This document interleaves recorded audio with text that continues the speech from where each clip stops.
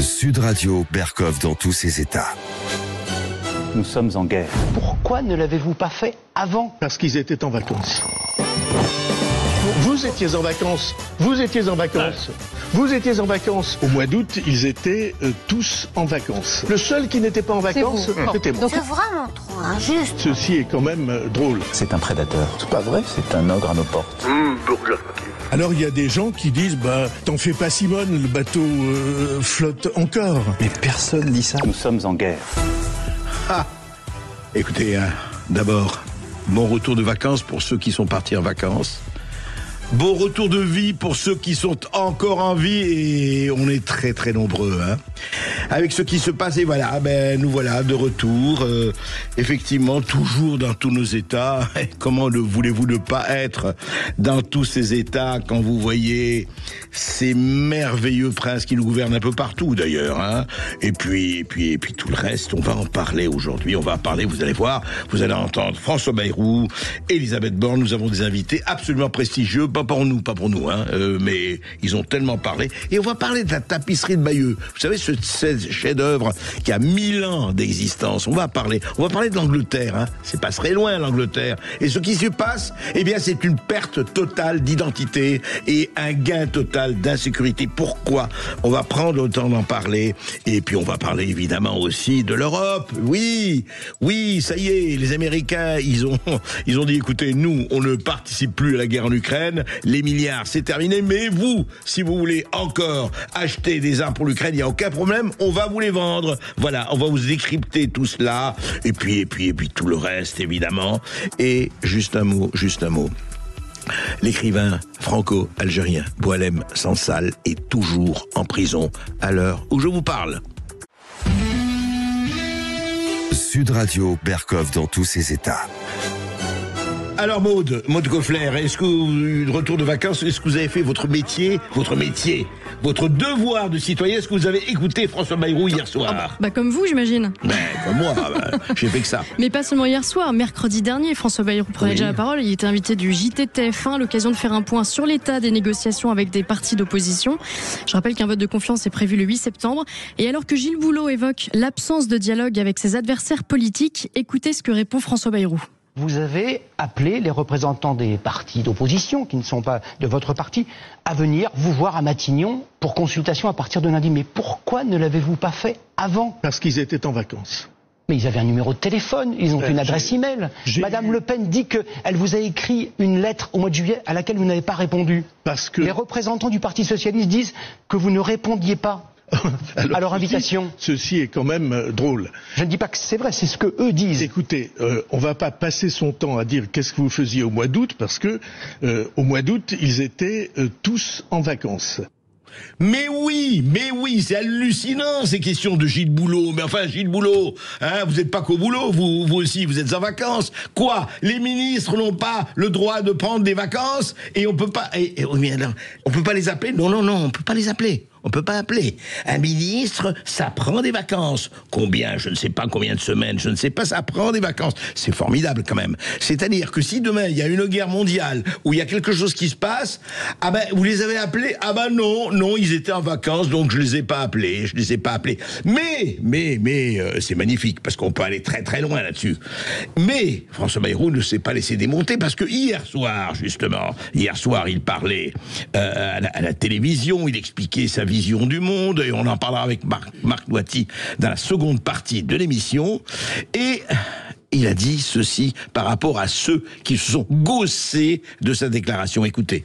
Vous étiez en vacances. Le seul qui n'était pas en vacances, c'était moi. Donc le seul adulte. Voilà. Le seul qui était là, c'était moi. Sauf que monsieur le président du Conseil et Premier ministre, c'est que si les autres étaient en vacances, vous n'allez pas faire tout ça tout seul. Donc si je comprends bien, s'il y a une crise, quelle qu'elle soit, monétaire, politique, sociale et autres, ils sont en vacances. Voilà, c'est magnifique. Et quand on ose dire que la France n'est pas dirigée, je trouve ça séditieux et triste. On s'en voudrait presque d'avoir pris des vacances en fait, André. C'est vrai. Si vous souhaitez réagir, on a oublié de le préciser, n'hésitez pas à appeler le 0826 300 300. On attend aussi vos réactions. Second sujet.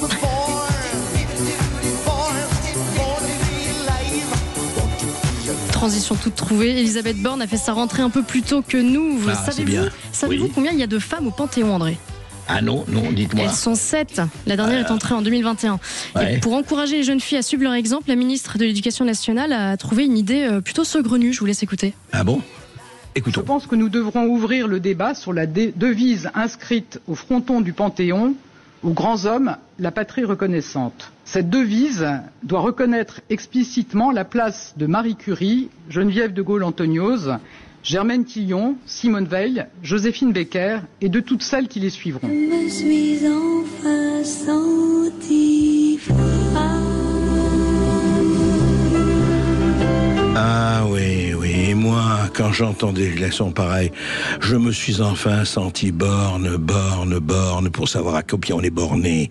Est-ce qu'on peut rappeler à la ministre de l'Éducation nationale que homme, en l'occurrence, c'était avec un grand H, et c'est homme au sens de l'humanité, et non pas de l'homme et de la femme. Mais voilà où on en est. Cette pauvre Elisabeth Borne est obligée de faire du féminisme, de sous-préfecture, du néo-féminisme pour affirmer cela. Alors je vais vous dire, chère Madame le ministre, ou la ministre, attention, mais ne vous arrêtez pas en si bon chemin. Il faut arrêter de dire la déclaration des droits de l'homme. Non, c'est machiste, c'est patriarcal. J'allais dire fasciste, mais je me retire. Non, il faut plus dire, voilà, il faut changer tout ça. Le Panthéon, la déclaration des droits de l'homme, etc. C'est magnifique. C'est-à-dire qu'on se dit... jusqu'où ça va, jusqu'où on va creuser avant d'arriver au gaz de schiste. Vraie question.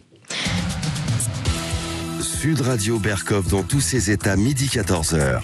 André Berkov. Puisqu'on parle d'histoire, André, le musée abritant l'immense tapisserie de Bayeux ferme ses portes aujourd'hui pour rénovation. Il réouvrira si tout se passe bien en 2027 pour le millénaire de Guillaume le Conquérant. Et en attendant de retrouver son nouvel écrin, la tapisserie devait être exposée au British Museum de Londres, malgré les mises en garde de plusieurs experts. Et figurez-vous qu'en janvier 2025, la préfecture du Calvados publiait sur ses réseaux sociaux une vidéo très révélatrice justement. Et bien depuis l'annonce par le chef de l'État du prêt de l'œuvre britannique, la vidéo a été supprimée. Heureusement, nous l'avons. Écoutez. En fait, on s'est rendu compte au fur et à mesure des études qu'à la fois la tapisserie était trop fragile pour être déplacée sur une grande distance et que toute manipulation supplémentaire était un risque pour sa conservation. Et on s'est aussi rendu compte que la construction d'un bâtiment ou l'aménagement d'un bâtiment à proximité pour la restauration serait beaucoup trop onéreux. Voilà ce qui se passe. Alors on dit oui, allez, on va envoyer la tapisserie de Bayeux, qu'on a envoyé la Joconde, etc. aux États-Unis. Oui, mais voilà, ce que disent tous les experts, et voilà, ce que dit l'experte de musée, eh bien, tapisserie d'Angers. Trésor national, je rappelle, elle est conservée à Bayeux depuis des siècles. Très exactement, c'est un texte de près de 950 ans, la tapisserie de Bayeux. Ceux qui l'ont vu, moi j'y suis allé à Bayeux, c'est absolument magnifique, c'est formidable, c'est une tapisserie qui mesure presque 70 mètres de long et plus de 50 cm de haut. Même si aujourd'hui elle est conservée à plat, bien stabilisée, tout enroulement, pli ou vibration pendant le transport peut fragiliser ou casser les fibres anciennes. Elle est conceptée à des conditions de température, etc., très sensible à la lumière, il y a tout ça. Eh bien, tant pis. Tant pis. Cartel est mon bon plaisir. Le président Macron a décidé de le prêter aux Anglais pour montrer à quel point nous sommes dans la grande alliance, effectivement, avec les Anglais. Hein. Et la conquête, vous savez, ça raconte la conquête de l'Angleterre par Guillaume le Conquérant en 1066. Eh bien, voilà. Et simplement, Maud, on peut se poser la question. Pourquoi l'Angleterre et pourquoi maintenant ? C'est une question à laquelle, qu'il faudrait poser peut-être aux responsables politiques. Eh bien, on va non seulement leur poser, mais on va y répondre. Moi, je vous avoue que ce qui m'a fait bondir surtout, c'est à la fois d'ignorer, de mépriser les déclarations des experts quant à la fragilité de ce chef-d'œuvre qui est la tapisserie de Bayeux, mais surtout avec ce qui se passe en Angleterre aujourd'hui. Parce qu'on peut en parler, hein, les sud-radioïstes, les gens qui nous écoutent, les gens qui sont avec nous, etc. On peut en parler, hein. Qu'est-ce qui se passe ? Eh bien, il y a une chose très simple, c'est que l'Angleterre, aujourd'hui, ne défend plus ça, son peuple. L'Angleterre, le gouvernement anglais ne défend plus son peuple. Vous allez me dire, attendez, vous exagérez, Berkoff, qu'est-ce que ça veut dire? J'exagère. Écoutez, c'est très simple. On a tous vu dans les réseaux sociaux ou ailleurs des manifestations dans lesquelles des Anglais se promenant avec le drapeau anglais étaient appréhendés par la police anglaise. Il y a eu encore à Epping, qui est une ville d'Angleterre, il y a eu une femme qui s'est mise sur l'un des bâtiments municipaux avec un grand drapeau britannique de Albion. Eh bien, elle a été manu militari retirée par la police anglaise.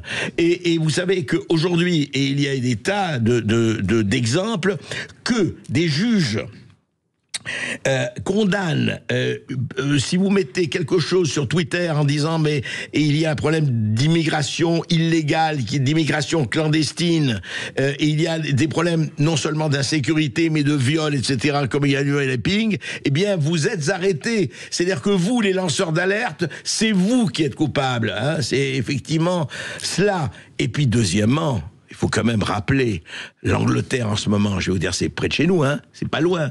Eh bien, depuis 20-25 ans, il y a eu des milliers de jeunes filles anglaises de 10, 12 et 14 ans qui ont été tabassées, violées et qui ont été mises en esclavage sexuel et en prostitution par des gangs de Pakistanais. Eh bien, on ne le disait pas. Non, il fallait pas le dire parce que c'était pas bien, c'était être raciste de le dire. Mais ça veut dire quoi, ça? Ça veut dire que le gouvernement anglais travaille contre son peuple. Il faut le dire aujourd'hui, le gouvernement de M. Keir Starmer. Et c'est à M. Keir Starmer et son gouvernement que l'on envoie la tapisserie de Bayeux au moment où l'Angleterre, en tout cas les autorités anglaises se vendent au plus offrant. C'est quoi cette histoire? Qu'est-ce que ça veut dire? Et je rappellerai une chose. Il y a eu un témoignage hier. On demandait, mais dites-moi, à une députée travailliste, justement du parti de Monsieur Starmer, on demandait, mais dites-moi, par rapport, donc si on comprend bien, parce que ça a été écrit, il y avait un hôtel abritant des demandeurs d'asile, illégaux souvent, la plupart clandestins. Eh bien, comme il y a eu plusieurs viols, la population s'est érigée, en disant fermez l'hôtel. Eh bien, le gouvernement a dit pas question de fermer l'hôtel. Et on a demandé à une députée travailliste, en lui disant, mais si on comprend bien, c'est à la télévision anglaise, si on voit bien, vous mettez le droit des demandeurs d'asile, il est supérieur au droit de la population anglaise. Et elle a dit oui. Oui, absolument. Voilà, ça s'appelle quoi? Ça s'appelle l'accueil? Ça s'appelle effectivement la démocratie? Ça veut dire quoi? Je crois qu'il y a vraiment un problème très grave en Angleterre. Et je vais vous dire, on a intérêt à regarder ce qui se passe de l'autre côté de la Manche. Parce que croire que nous sommes préservés est, à mon avis, une très très douce utopie. D'où la révolte dans un certain nombre de pays, il faut le savoir, d'Europe, etc. Les gens sortent avec leur drapeau. Les gens sortent en disant, mais écoutez, on est ça. Ce n'est pas xénophobe, ce n'est pas du tout anti, mais c'est d'expliquer, on ne peut pas accepter tout. On ne peut pas accepter de se laisser défaire de sa culture, de son identité, etc. Il y en a qui veulent que l'Occident, il y en a qui veulent que telle ou telle nation disparaisse. Eh ben, on verra si on se laisse faire ou pas. En tout cas, intéressant à suivre. Pour que nos auditeurs comprennent bien et pour alimenter avec quelques chiffres, André, depuis plusieurs jours, il y a des manifestations, plusieurs semaines même, au Royaume-Uni et ailleurs, comme vous l'avez dit, notamment en Irlande, au Japon, en Australie. Le gouvernement britannique dépense environ 5,77 millions de livres par jour pour héberger 32 000 demandeurs d'asile dans plus de 200 hôtels, principalement dans le sud de l'Angleterre. Pour vous donner une petite idée, alors je ne sais pas ce que ça représente à l'année. À l'année en France, ça nous coûte par exemple 40 milliards d'euros. L'immigration. Donc ça peut être aussi un motif de manifestation en France. On ne sait pas s'il y aura les mêmes mouvements, en tout cas dans notre pays. Et puis il y a la perte d'identité, vous l'avez dit tout à l'heure. Les protestataires reprochent au gouvernement une immigration incontrôlée, 27 000 traversées illégales de la Manche en 2025, c'est plus 50% par rapport à l'année dernière, André. En tout cas, il y a un véritable problème qui est posé, et je trouve que l'Angleterre aujourd'hui est un laboratoire, hélas, mais c'est pas un laboratoire seulement, parce que des gens y vivent chauffés à blanc de ce qui peut se passer.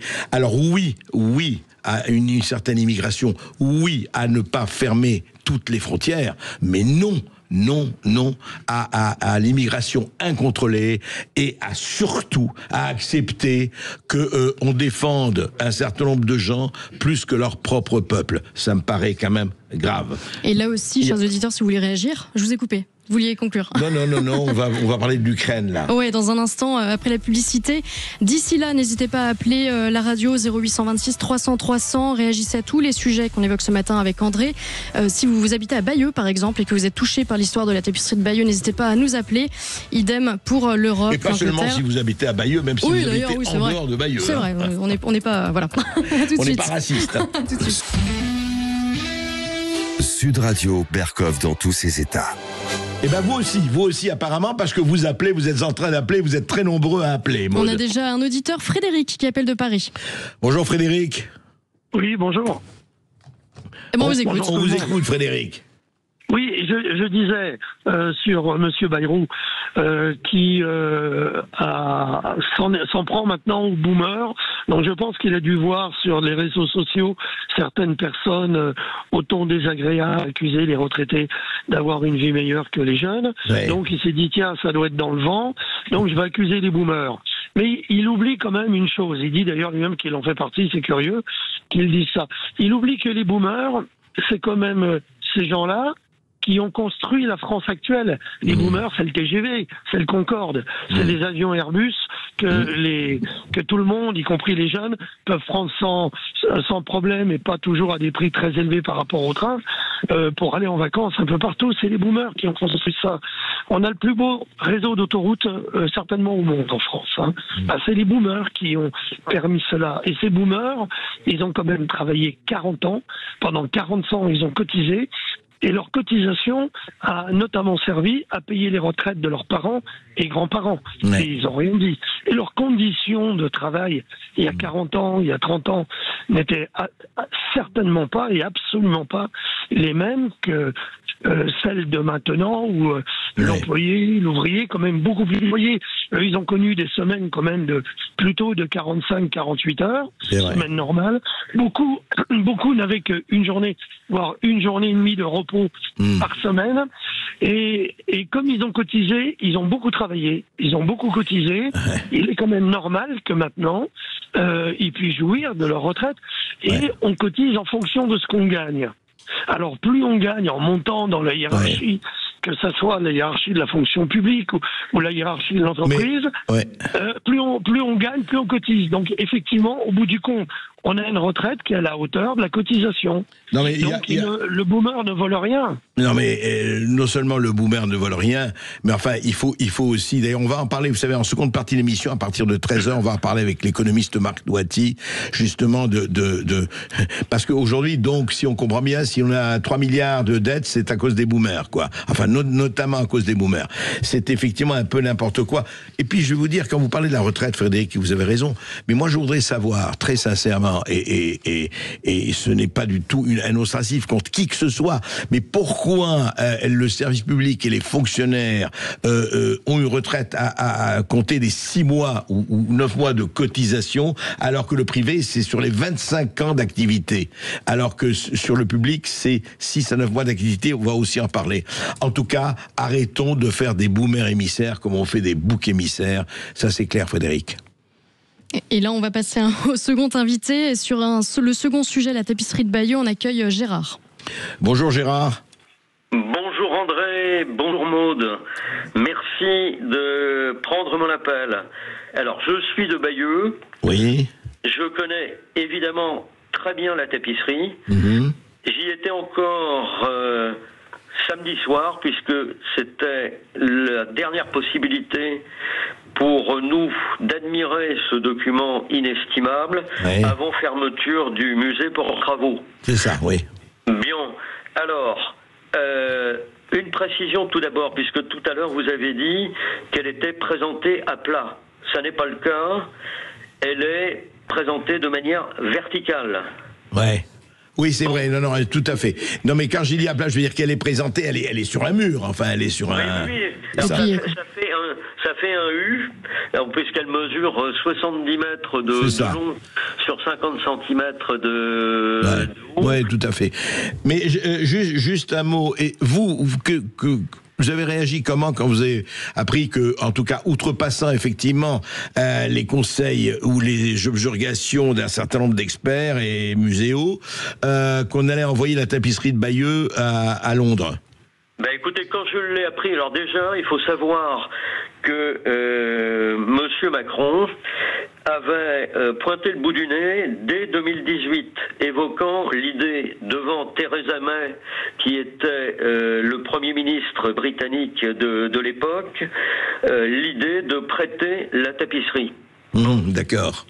Alors c'est à l'époque déjà, j'avais tendu l'oreille et je grimpais au rideau. Et quand le 9 juillet, à l'occasion de la visite d'État au Royaume-Uni, eh bien Macron donc a confirmé sa décision d'un prêt de la tapisserie de Bayeux. Bien comme un certain nombre de Bajocas, ce sont les natifs, et de Bayeusins, ce sont les habitants, eh bien j'étais furieux. Mais vous étiez furieux parce que vous êtes d'accord avec ceux qui disent que c'est trop fragile et que c'est vraiment risqué de faire cela. Là, ça n'est pas donc ceux qui disent qu'elle est trop fragile, c'est attesté donc par des experts scientifiques et des spécialistes de la restauration des tissus anciens. D'accord. Et alors j'ai envoyé Maude, donc en acopie, un message à un certain nombre de mes amis sur le sujet, avec des chiffres qui parlent d'eux-mêmes. D'accord. Mais juste un mot, Frédéric. Est-ce qu'il y a eu vraiment, alors on a vu effectivement des protestations, mais est-ce qu'il y a eu à Bayeux ou ailleurs un mouvement de soit de contestation, soit de dire c'est pas possible parce que ou pas en fait, et ou parce que ça va se faire en principe, et ça va aller, surtout dans cette Angleterre de Keir Starmer dont je parlais aujourd'hui, dont on connaît le régime. Je ne parle pas du peuple anglais, bien sûr, mais je parle de ses dirigeants actuels. Bien sûr. Est-ce qu'il y a eu un mouvement quand même un peu partout, et pas seulement à Bayeux, de contestation? Alors oui, il y a un mouvement de contestation qui a été initié par Didier Rickner. Oui, qu'on connaît, on l'a reçu ici, bien sûr. De la Tribune de l'Art. Tout à fait. Il a lancé sur change.org une pétition. Alors il l'a fait donc début juillet, période estivale. Oui, bien sûr. Il était difficile de déclencher une vague considérable de signatures, mais à ce jour, il y en a déjà 62 000. Ah oui, c'est pas mal. J'ai relayé, je continuerai de relayer donc cette pétition. Alors sur le plan local, il y a un mouvement de contestation. Oui. Mais encore bien trop faible.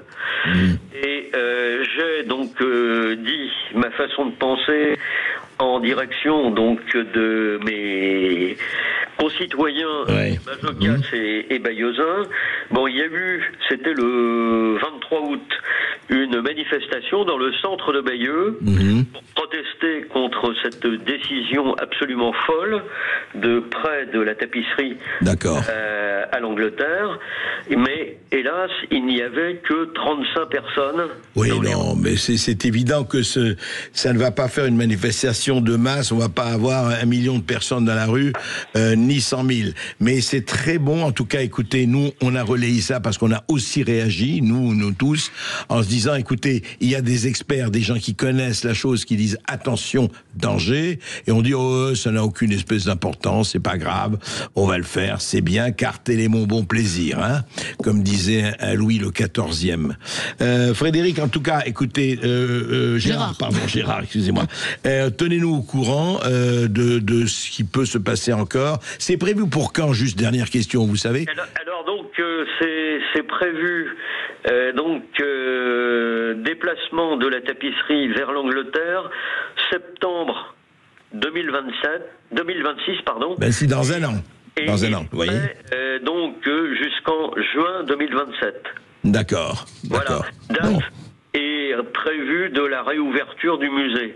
Mais, et là, donc, ce sera donc mon dernier propos. Maud a des éléments précis, notamment donc sur la fragilité, les points d'usure, les déchirures, etc. J'ai bien reçu le mail. On va regarder ça, Gérard, mais surtout, encore une fois, ce qui traduit au-delà c'est énorme la tapisserie de Bayeux, mais au-delà de ça, ce qui traduit un certain mépris quand même, une certaine, je dirais, une espèce de, écoutez, si vous n'êtes pas content, et ce n'est pas valable, hélas, que pour les chefs-d'œuvre universels comme la tapisserie de Bayeux. C'était aussi valable, hélas, pour un certain nombre de domaines socio-économiques ou autres, ou sécuritaires, dont on ferait bien de s'occuper et de ne pas prendre exemple justement sur l'outre-Manche où on sait ce qui se passe et il se passe des choses très tristes. Merci en tout cas. Merci Gérard. Et on accueille Sophie qui souhaiterait réagir au sujet des boomers. Bonjour Sophie. Oui, bonjour André, c'est super de vous retrouver, vous nous manquiez. Merci. Bref, je voulais vous dire que les affreux boomers ont quand même, ceux qui sont restés après la guerre du Vietnam, celle d'Algérie, ceux qui se sont tapés 18 mois de service militaire pour une guerre qui ne les concernait pas, ces affreux boomers qui ont supprimé le service militaire à nos chères petites têtes blondes, qui ne vont pas voter. C'est trop difficile de se lever un dimanche matin de temps en temps pour aller mettre son bulletin dans l'urne. Ces affreux boomers qui leur permet, avec leurs économies, de rentrer dans la vie en étant aidés par grand-papa ou papa et maman. Les tanguis, oui. Voilà, tous ces jeunes-là, quand vous leur parlez politique en leur disant il y a quand même des petits problèmes qui vont vous poursuivre toute votre vie, à savoir une immigration qui est galopante, une perte d'identité, etc., ils vous disent que le monde est magnifique. Alors s'il est magnifique, qui foutent la paix aux boomers qui ont travaillé toute leur vie pour essayer de rendre un monde meilleur et puis peut-être qu'un jour ils réaliseront que la vie c'est pas uniquement d'être dilettante et de voir arriver les choses sans essayer d'être concerné 5 minutes. Moi je leur souhaite bon courage et j'ai autour de moi des gens qui foutent rien, mais aussi des jeunes qui sont plein d'allant et plein de courage. Bien sûr. Mais si vous voulez tout mettre dans le même panier, c'est pas bon pour déjà une société qui va pas bien. Vous savez, toute généralisation abusive est une preuve, je dirais, d'une certaine, pardon de le dire, imbécilité. Et je crois que vraiment, là aussi, Michel Audiard aurait pu dire des choses assez fortes là-dessus. Merci en tout cas, merci. Sud Radio Berkhoff dans tous ses états, midi 14h. André Berkhoff. On parlait tout à l'heure du phénomène britannique avec ces levées de boucliers et de drapeaux surtout, qui s'est étendu à certains pays d'Europe et du monde. Mais il y a aussi des événements en Europe. Je crois là, je vous cède la parole, là, André. Alors, merci de me la céder, chère Maud. Non, c'est vrai qu'il se passe quelque chose de passionnant. Vous savez, on est toujours très souvent, et je dirais même dans les médias, même une autocritique. C'est très bien d'être franco-français, c'est très bien de s'occuper des problèmes de la France. Mais croire que ce qui se passe dans le monde ne nous concerne pas, ne nous impacte pas, ne nous influence pas, ne nous touche pas, est évidemment une aberration. Et c'est très intéressant ce qui se passe actuellement, avec, évidemment, on en reparlera bien sûr dans l'émission à plusieurs reprises, ce qui se passe entre l'Amérique de Trump, l'Union européenne, la Russie de Poutine, et puis la Chine, l'Inde, tout ça nous impacte au premier degré, il faut jamais l'oublier. Alors, qu'est-ce qui se passe actuellement avec l'Ukraine ? On va en parler un peu, prendre le temps d'en parler un tout petit peu, qui est ceci, qu'il faut savoir que en 31 août 2025, donc là, aujourd'hui, enfin hier, les engagements totaux s'élèvent, pour aider l'Ukraine, s'élèvent à environ 167 milliards d'euros. Environ, donc 186 milliards de dollars US, selon les données les plus récentes du Kiel Institute for the World Economy, voilà, et des institutions européennes. Donc, très bien, aider l'Ukraine, parfait. Donc, il faut savoir simplement que cela dépasse déjà l'aide américaine. L'Amérique a donné 115 milliards d'euros. L'Europe est devenue le principal donateur mondial, particulièrement en aide militaire, depuis juin 2025. Mais alors, pourquoi on en parle ? Parce que ce qui est intéressant, c'est que quand il y a eu la rencontre entre Trump et certains dirigeants européens, dont vous avez vu, c'était d'ailleurs spatialement et géographiquement très intéressant de voir les 5 en rang d'oignons en train d'attendre que monsieur le président américain daigne les recevoir. Et il y a eu quoi à ce moment-là? Eh bien, Trump leur a dit, écoutez, nous, on se retire du jeu, on est évidemment pour l'indépendance de l'Ukraine, pour ceci, mais enfin, nous, on veut plus dépenser. On a déjà assez payé, il a déjà dit pour l'OTAN, d'ailleurs, pour le budget de l'OTAN, on paye trop, c'est à vous de payer, comme vous le savez. Et là, il a dit, non, mais, si vous voulez acheter des armes pour l'Ukraine, a dit l'Amérique aux dirigeants européens, qu'à cela ne tienne, on vous les vend. Eh bien sûr, et les autres ont dit très bien. C'est donc l'Europe, l'Union européenne, l'Europe va supporter la totalité, en tout cas, des aides, voilà, des armes américaines, des achats d'armes américaines pour les donner à l'Ukraine. Et Trump, magnifique, il a dit, c'est un très bon deal. Voilà, nous on ne donne plus, mais on vend aux alliés qui transfèrent ensuite les armes, voilà, livraison rapide, pas de problème, etc. Donc on va gagner beaucoup d'argent avec la vente, disent les Américains, on va gagner beaucoup d'argent avec la continuation de la guerre, disent les complexes militaro-industriels de tous les pays, surtout américains, et on va dépenser, disent les Européens, qui comme chacun sait, ne sont pas du tout en dette, n'ont pas du tout de déficit, n'ont pas du tout, etc. Voilà, alors on se dit, mais au fond, pourquoi? Alors, il s'agit absolument pas de dire que la Russie n'a pas été l'agresseur, il s'agit absolument pas de prendre la partie de Poutine, mais est-ce qu'il n'y a pas peut-être, comme l'a suggéré Trump, comme le suggéraient beaucoup d'autres, du temps des accords de Minsk, d'essayer de trouver une solution et d'arrêter surtout, au-delà de l'argent, des milliers, voire des millions de morts. On n'est pas loin du million de morts en Ukraine. Pourquoi? À quel prix? Etc.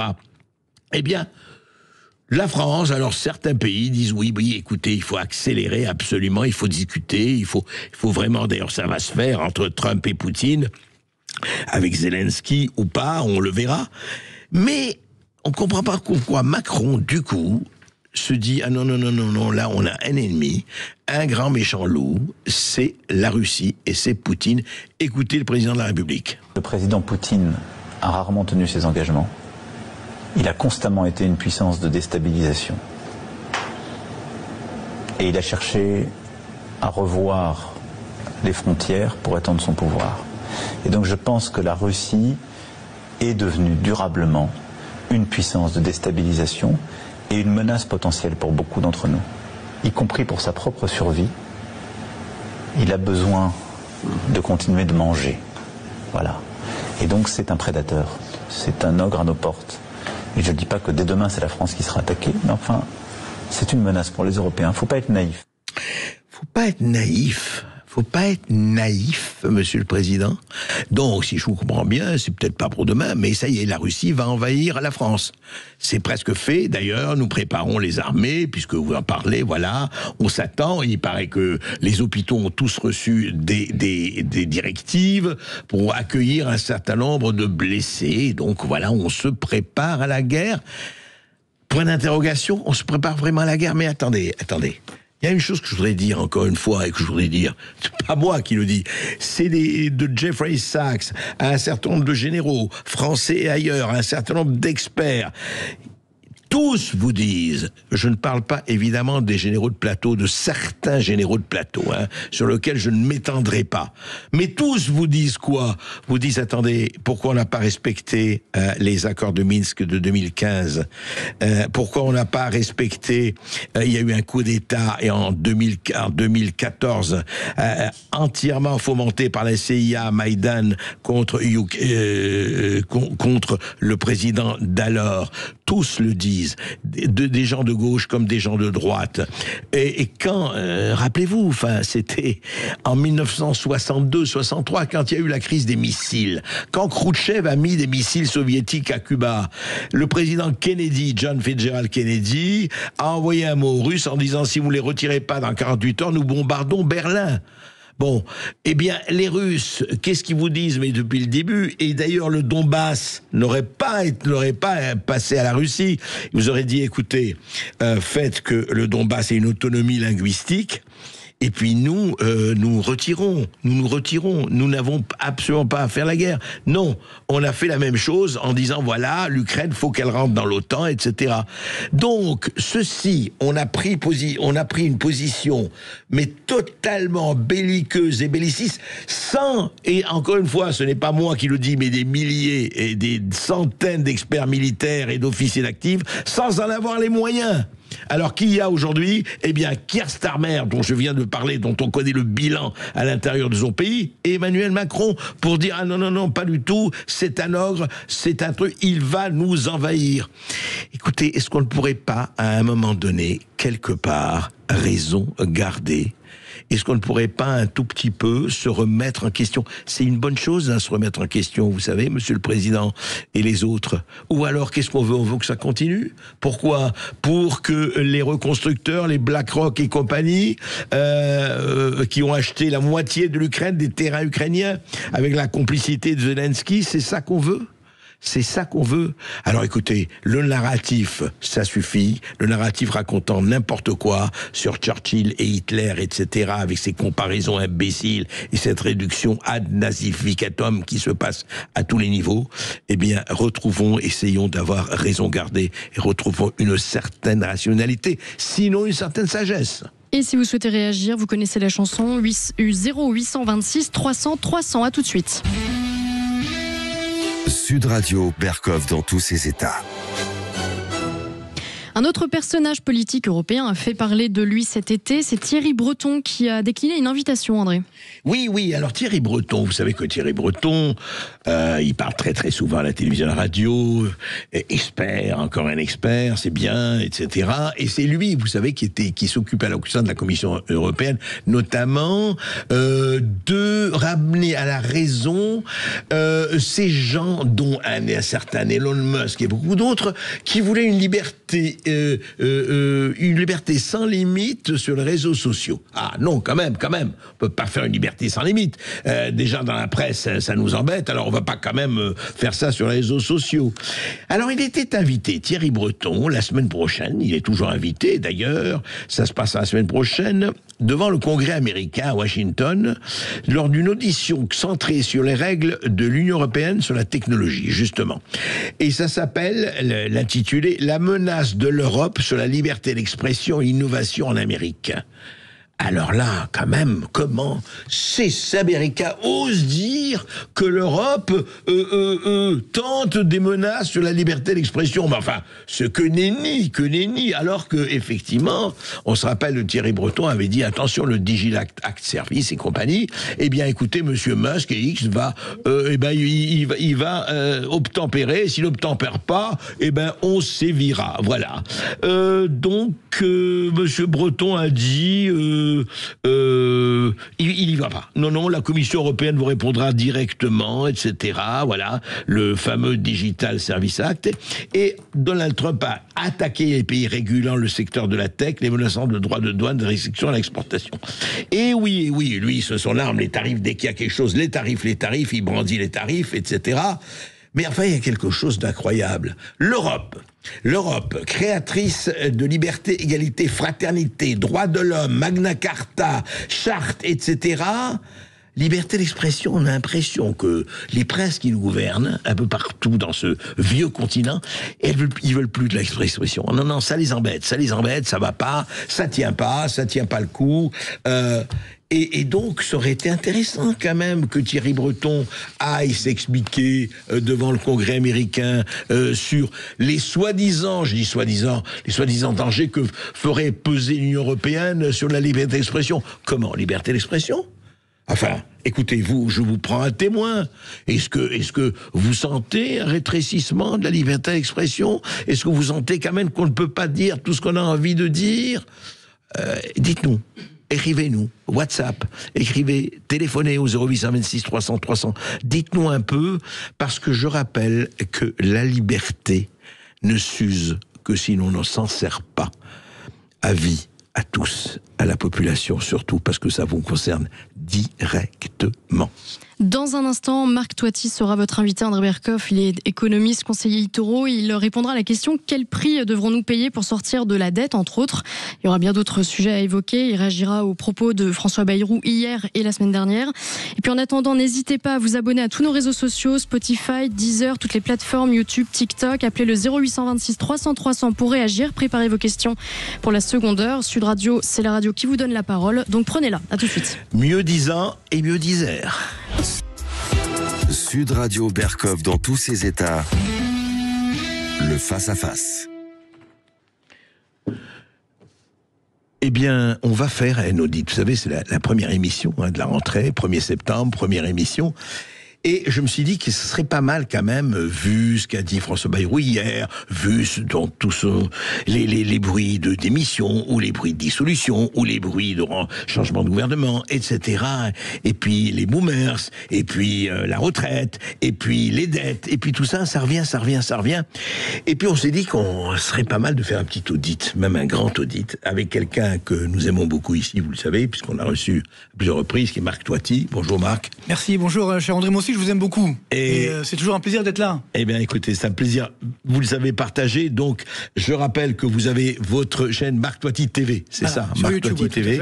Et vous êtes expert à eToro. Voilà, oui, aussi. eToro, c'est bien, eToro, ça me plaît, parce que c'est la corrida aussi. C'est la corrida, voilà. Il y a une sacrée corrida économique en ce moment. Ça c'est clair, on est en plein dedans, Alors justement, on va commencer par quelque chose que notre révérend, révéré Premier ministre François Bayrou a dit pas plus tard qu'il y a que hier soir, justement, il était confronté avec un certain nombre de journalistes et il a dit ceci, François Bayrou. On va commencer par ça, Marc Toiti, parce que ça donne bien le ton. Écoutez. Votre formule laisse entendre que c'est les gouvernements qui dépensent l'argent. C'est pas vrai? C'est l'État, là. C'est l'État. Non. Ici, c'est l'État, oui. Non.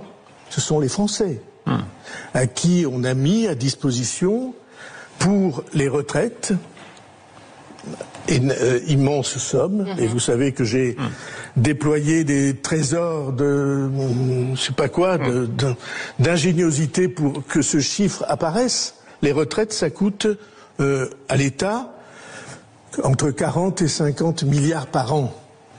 Deuxièmement, pour la Sécu. Alors, il dévide évidemment tout ça. Alors, là, c'est complètement scandaleux. Oui, j'ai ramené mon t-shirt. Vous savez que j'ai sorti là, effectivement pour. Maintenant, c'est moi qui suis en cravate et vous et en t-shirt. Là, on a fait l'inverse. On a fait l'inverse. France, ce n'est pas sérieux. Non, franchement, ce qu'on entend là, c'est pas sérieux. Parce que ce qu'il dit, Marc, donc je rappelle, il dit. Alors on lui dit, alors c'est le gouvernement qui dépense pas du tout. Alors c'est l'État, pas du tout. C'est les Français. Non, mais c'est incroyable. Non, c'est incroyable. Non, franchement, c'est très grave. C'est très grave parce que, encore une fois, qu'est-ce qui a le plus augmenté ces dernières années dans la dépense publique? C'est même pas les dépenses sociales, ce sont les dépenses de fonctionnement. Ça a augmenté de 22%, mais oui, 22% depuis 2021. Alors que les dépenses ont augmenté de 11%. Alors après, il y a aussi un abus de langage. Attendez, c'est intéressant déjà, Marc Toiti. Que veut dire exactement pour nous dire les dépenses de fonctionnement? Les dépenses de fonctionnement, ce sont les dépenses donc de salaire et les dépenses de frais divers et variés. Les frais de bouche, les frais de fonctionnement au sens large, les fameux bureaux, les fauteuils, vous savez, vous avez entendu parler de tout ça. Vous savez, les cabinets qu'on conseille pour demander est-ce que je mets la peinture rouge, la peinture noire, voyez, ainsi de suite. Voyez, bon, voilà, ça coûte de l'argent. Les Mac quelque chose aussi. Ça aussi. Et puis surtout, c'est pas, je veux dire, les fonctionnaires d'en bas. Vous voyez, qui profitent de cela. C'est également la haute fonction publique. Je vais vous donner un chiffre incroyable. Et ça, encore une fois, que les Français ne connaissent pas, mais ce sont les chiffres de l'INSEE. Ce ne sont pas, je ne les ai pas inventés. Ce qu'on appelle les ODAC. Organismes divers d'administration centrale. Organismes divers d'administration, ODAC. Ah voilà, ça dépend de l'État. ODAC. Oui. Il y en a 700 en France. Alors le plus connu, c'est Météo France, par exemple. Bon. Mais à part ça, bon, il y en a, je ne vais pas rentrer de 700, il faudrait 2 jours pour tout les détailler. Ça coûte 150 milliards d'euros par an. 150 milliards d'euros par an. Donc là, alors je dis pas qu'on doive tous les supprimer. Non, mais ils servent, il n'y a pas des doublons. Il y a une grande partie, il y a des doublons, il y a énormément d'organismes qui ne servent à rien, qui n'ont aucune production économique, aucune production de richesse.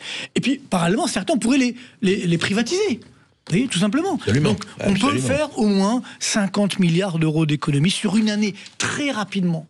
C'est ce que je propose d'ailleurs, parce que moi je veux baisser les impôts, on en reparlera certainement. Bien sûr. Surtout ne pas les augmenter. Donc ça, bien entendu, c'est le b.a.-ba. C'est-à-dire que, comment peut-on dire ce sont les Français qui doivent se serrer la ceinture, alors que ça fait 40 ans que les Français se serrent la ceinture, alors que c'est à la puissance publique, à la haute fonction publique, à se serrer la ceinture. Donc c'est ça où le discours est inaudible. Oui, mais on alors ne peut pas dire ça. Et parallèlement, quand tu dis ce sont les Français qui ont bénéficié, alors sur les retraites par exemple, ça c'est énorme ce qu'il nous dit, parce que sur les retraites, il faut savoir que le régime des retraites du secteur privé est à l'équilibre. Par contre, à l'équilibre, complètement. Alors peut-être demain il ne le sera plus parce qu'aujourd'hui ils vivent sur leurs acquis, mais dans quelques années ça sera plus compliqué, mais pour l'instant c'est le cas. Par contre, effectivement, chaque année, l'État doit trouver à peu près, donc il a dit autour des 50, c'est plutôt autour des 70. Parce que la retraite est calculée autrement, il faut le rappeler. Entre déjà, elle est calculée autrement, mais surtout, c'est très simple. Ouais. La retraite par répartition en France, c'est une sorte de système Madoff, si vous voulez. C'est-à-dire que globalement, on paye les actuels retraités avec les nouveaux arrivés, ceux qui travaillent. Absolument. Hein, donc, avec quand le travail des nouveaux arrivants. Exactement. Donc quand nous, on cotise, par exemple, aujourd'hui, c'est pas pour payer notre retraite. Non, c'est pour payer la retraite des actuels retraités. En espérant que quand nous serons à la retraite, il y aura assez d'actifs pour payer notre retraite. Mais on sait très bien que c'est pas le cas. Ça a marché dans les années encore 70, voire début 80, quand il y avait 3,5 actifs pour un retraité. Maintenant, au niveau national, on a 1,5 actifs pour un retraité. Ça ne peut pas marcher. Mais attendez, dans la fonction publique, c'est encore pire. On a plus de retraités que d'actifs. Aujourd'hui. En chiffres absolus. En chiffres, il y a 6 millions, effectivement, dans la fonction publique. Il y a 5,9 millions, il y a 6,2 millions de retraités. D'accord. C'est ce que je veux dire. Donc voilà, il y a un écart. Donc les retraités déjà dépassent la population des actifs. Et donc, ce qui coûte cher effectivement à l'État, c'est la retraite justement de la fonction publique, parce qu'ils n'ont pas justement anticipé tout cela, et donc ils doivent dépenser chaque année 70 à 80 milliards d'euros. Donc, vous voyez déjà, il faut mettre les pendules à l'heure. Donc, quand Marc, François Bayrou dit oui, c'est les boomers, ça le problème. Non, ça, c'est un vrai scandale, ça aussi. Déjà, moi je trouve ça très grave qu'un Premier ministre, qui est quand même garant de la stabilité sociale et sociétale, pointe du doigt une catégorie de la population. Mais attendez, les boomers, ils ont cotisé toute leur vie. En vrai, ils n'ont pas volé l'argent. C'est-à-dire que ils ont cotisé. Donc, c'est comme une assurance voiture. Quand vous cotisez, si vous avez un accident, l'assurance vous rembourse. Là, c'est pareil. Vous avez cotisé toute votre vie. On vous dit maintenant à la retraite, désolé, il n'y a plus assez d'argent. Oui, mais ça, c'est pas à nous de le savoir. C'est effectivement. C'était à vous de prévoir. Exactement. Le premier livre blanc des retraites a été écrit dans les années 80. Vous voyez, on est en 2025. Vous voyez, donc qu'est-ce qu'on a fait entre-temps ? Rien. On a fait des réformettes en permanence et qui, évidemment, ne fonctionnent pas. Donc là aussi, on a cotisé toute notre vie. Moi, les boomers ont cotisé, nous, on continue de cotiser. Et surtout, à l'époque, il n'y avait pas les 35 heures. Parce que je veux dire, il y a quand même... bien sûr. Oui, n'oublions pas. Il y avait... donc, ils ont cotisé, ils ont payé des impôts, ils ont travaillé dur. Donc maintenant qu'ils avaient la retraite, non, désolé les amis, on peut pas... Alors j'entends, oui, mais bon, c'était plus facile d'acquérir effectivement son logement. Pas forcément, parce qu'aujourd'hui, on le voit, au niveau des retraités, malheureusement, la moitié, c'est comme la population française, la moitié ne sont pas détenteurs de leur logement. Propriétaires de leur logement. Oui, mais alors justement... Et encore pire que ça, c'est que quand on arrive à la retraite, comme vous le savez, où on a moins de revenus, il y a beaucoup de retraités qui, malheureusement, tombent dans la pauvreté. Et donc, dire, c'est à cause d'eux que ça va mal en France, là aussi, c'est un vrai scandale. Comprenez ? Donc, c'est ça, moi, qui m'inquiète aujourd'hui, c'est que les dirigeants doivent justement calmer le jeu. Là, on met de l'huile sur le feu. C'est très dangereux, puis surtout, c'est faux. On met de l'huile sur le feu parce que ça permet de ne pas parler des vrais problèmes que nous évoquons en ce moment. Alors, ça, par contre, la dépense publique, non, surtout, il ne faut pas toucher. D'ailleurs, dans le budget 2026, qui est proposé, qui passera jamais, puisqu'il ne sera pas là, mais il faut savoir que la dépense publique augmentait encore de 30 milliards d'euros. Ah oui, en plus. Oui. Quand on vous dit, 40 milliards d'euros d'économie, c'est une moindre augmentation, mais ça augmente quand même de 30 milliards d'euros. Il n'y a pas de baisse de la dépense publique. Mais alors, Marc, moi, je voudrais vous poser la question, là, quand même. Je vois, pour revenir aux dépenses de l'État, aux agences, vous savez, on parlait des agences. Est-ce que vous saviez ça? Moi, je l'ai appris justement en préparant cette émission. Il y a l'Agence nationale de recherche. Bien, elle a 380 000 euros par an, budget. Une grande recherche sur les rats. Non, mais je veux dire, Honnêtement, vous voyez des trucs, vous vous dites, mais c'est pas possible, ça, c'est quoi, ça? Je vous dis, moi, je l'avais fait dans une de mes vidéos YouTube, justement, parce qu'il y en a 700 des ODAC, donc c'est beaucoup, sans parler des comités Théodule, qui eux ne servent vraiment à rien pour le coup, mais j'avais fait la liste, mais si vous voulez, c'était les Shadocks.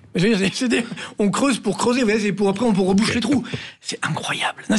Et c'est ça qui colle pas. C'est parce que les Français qui travaillent au quotidien, qui travaillent dur, avec l'inflation qui a augmenté, aujourd'hui c'est dur de finir les fins de mois. Et moi je le dis parce que, encore une fois, je viens des cités HLM d'Orly. Moi j'ai connu ça dans ma jeunesse, malheureusement. Je voyais mes parents, il y avait des fins de mois difficiles. Et la crainte de mes parents, justement, c'était de tomber dans la pauvreté. Donc il fallait se maintenir dans la classe moyenne pour pas tomber. Aujourd'hui, le danger, il faut le dire, c'est que la classe moyenne d'en bas s'appauvrit, elle tombe dans la pauvreté.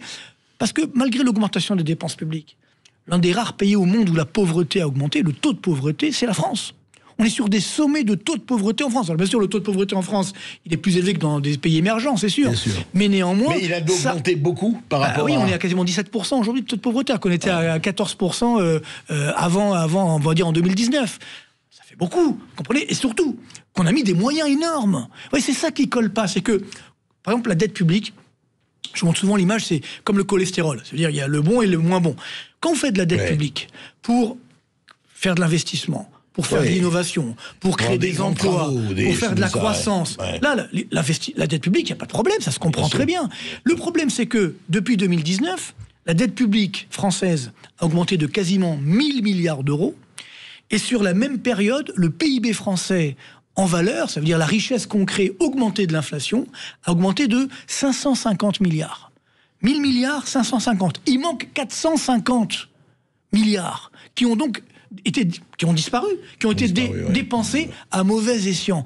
Ça, ce n'est pas acceptable. Et ça, c'est pas à cause des Français. C'est à cause des dirigeants français qui ont pris les mauvaises décisions, malheureusement. Donc, encore une fois, moi je trouve que on doit responsabiliser, et la journaliste, effectivement, Sonia Mabrouk l'a bien dit, problème de responsabilité. Les dirigeants doivent être responsables de leurs actes. Je suis désolé. Donc le fait de dire...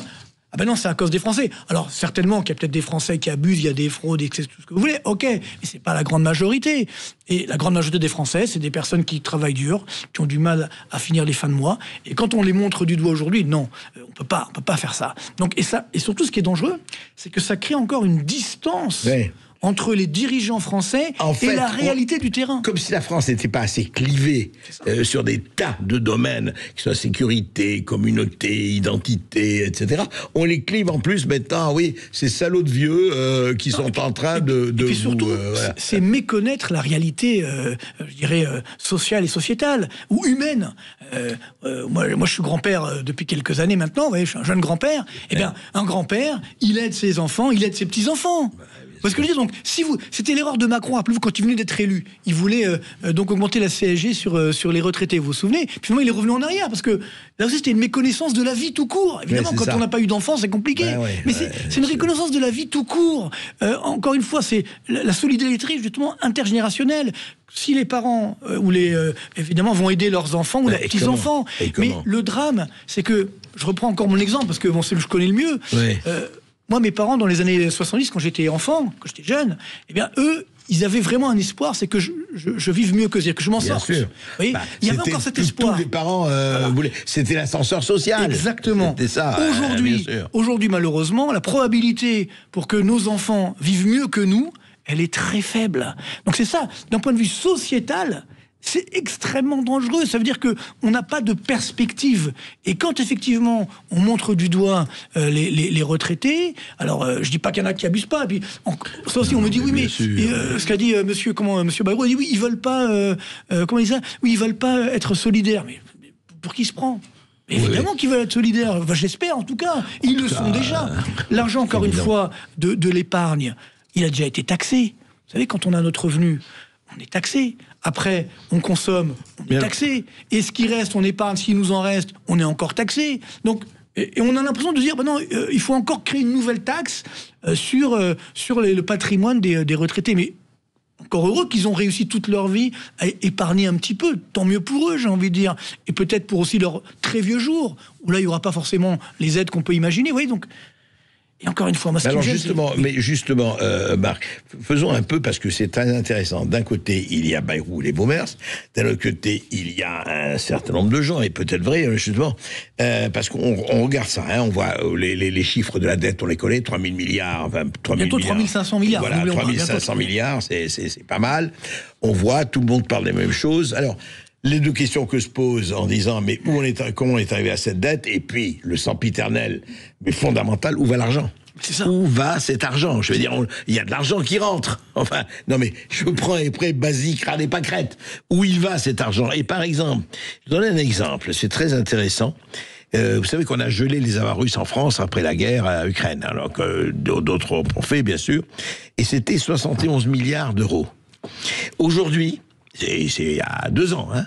Aujourd'hui, Marc, je ne sais pas si vous avez des lumières là-dessus, on nous dit il reste 25 milliards, 45 milliards auraient disparu. J'ai vu ça, mais ça, on n'a pas les chiffres. On n'a pas les chiffres. On n'a pas le chiffre, c'est hallucinant. Il y a des tas de choses comme ça, mais où ça va? C'est comme je vais vous dire.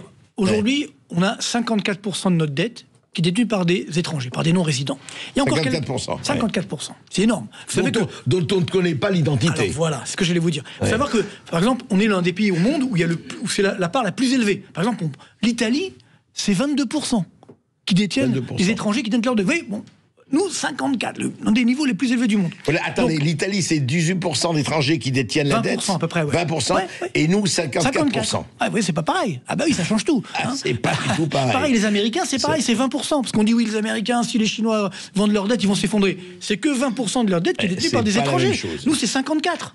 Et alors, écoutez, ce qui est fou, c'est que, moi, justement, il y a quelques années, on avait la répartition des nationalités. Et depuis quelques années, comme par hasard, c'est impossible à trouver. Bon, moi, j'ai demandé à la Banque de France, je dis voilà, donnez-nous. Mais ils l'ont pas, même la Banque de France.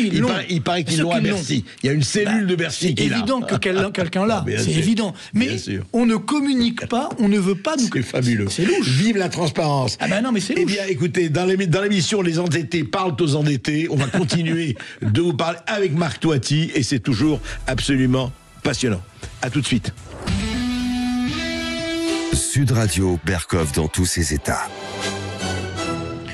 Et nous sommes toujours et plus que jamais avec Marc Toiti, avec l'économiste Marc Toiti, et on essaye de faire, enfin d'esquisser en tout cas, une espèce d'audit de cette France où on parle de tout, sauf de l'essentiel. Et l'essentiel, c'est où va l'argent. Je veux dire, de façon aussi claire, je dis un chiffre comme ça à vérifier, à vérifier. Mais vous savez, toute l'Europe, l'Amérique a gelé les avoirs russes au moment de l'invasion russe en Ukraine, donc en 2022. Il y en avait pour 71 milliards d'euros en France d'avoirs russes qui ont été gelés. Et là, on vient de voir, mais c'est tout à fait officiel, le chiffre aujourd'hui est de 25 millions. Où sont passés les 45 millions? Milliards. Pardon, milliards. Oui, parce que c'est millions, alors là, vous avez milliards, absolument. 45 milliards. C'est ça, c'est tellement fou qu'en fait, on a perdu le sens des valeurs.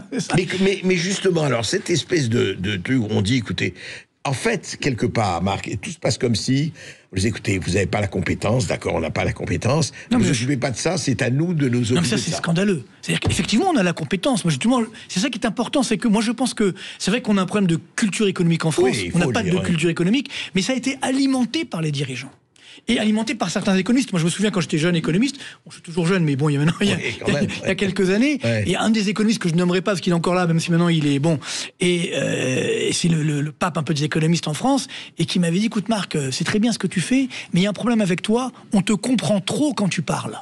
Tu comprends? Ouais, nous on est des experts, tu dois mettre une distance avec les gens. C'est ces personnes, je dis mais écoute, t'as rien compris. C'est-à-dire c'est ces personnes-là qui cassent justement, qui veulent pas que la culture se développe. Et pareil pour les politiques, parce que si les Français sont au courant, eh bien évidemment ils vont pas se laisser faire. Et là c'est en train de changer. Justement grâce à ma chaîne YouTube, grâce à vous également André, grâce à tous ceux qui parlent de plus en plus d'économie, eh bien on commence à comprendre. Et donc ils peuvent plus nous avoir entre guillemets comme par le passé. Mais alors ceux qu'on comprend toujours pas, Marc, c'est où va l'argent? Enfin, je veux dire, il y a comme ça des espèces de pertes. Par exemple, la dette. Jusqu'à présent, ils sont incapables de nous expliquer comment on est passé, par exemple, ne parlons que de Macron, mais c'est bien avant Macron que ça a commencé, vous le savez, plus d'1 milliard. Je crois qu'on est entre 2017 et aujourd'hui, nous sommes à combien? Il y a 1000 milliards, 1300, 1100 milliards exactement. 1100 milliards, voilà, de dette. Bon. Et depuis 2019, quasiment plus 1000 milliards. Donc, c'est des sommes complètement folles.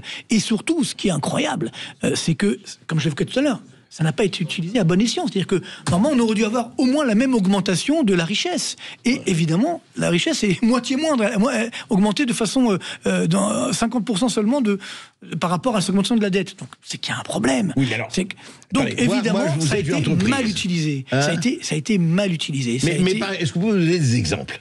Moi, je voudrais un exemple, par exemple, d'argent, de l'argent de l'État, des recettes, etc.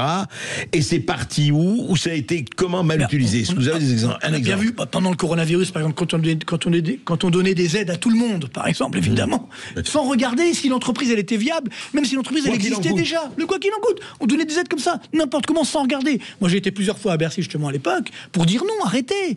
Et quand, en 2021, on a compris que c'était pas la fin du monde, tant mieux d'ailleurs, j'ai dit maintenant, il faut arrêter d'augmenter cette dette.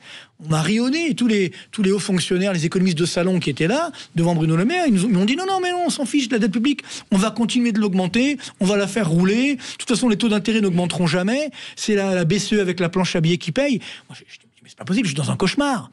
Et j'étais le seul ici, à l'époque, à dire, mais non, attendez, c'est extrêmement dangereux, parce que l'inflation est en train d'augmenter, les taux d'intérêt vont augmenter, et ils me riaient au nez. Et encore une fois, ça, c'est pas les Français qui ont pris la décision, ce sont les dirigeants. Donc quand aujourd'hui on dit, oui, là, c'est grave, etc., mais attendez, ça fait déjà des années que ça dure. Et malheureusement, nos dirigeants n'ont pas été à la hauteur de la situation. Ils ont fait cette fuite en avant incroyable, ce qui nous coûte extrêmement cher aujourd'hui. Pareil, quand on fait certaines aides, etc., mais qu'est-ce que ça nous coûte aujourd'hui, alors, justement? C'est très simple, voilà. C'est ça qui est important. Ça, voilà. Très bonne question, effectivement, André. C'est que j'entends encore aujourd'hui certains économistes de salon, ou même des politiques, qui disent « Ah, la dette publique, ça ne coûte rien ». Ça, c'est un mensonge éhonté. Je vous donne un chiffre très simple.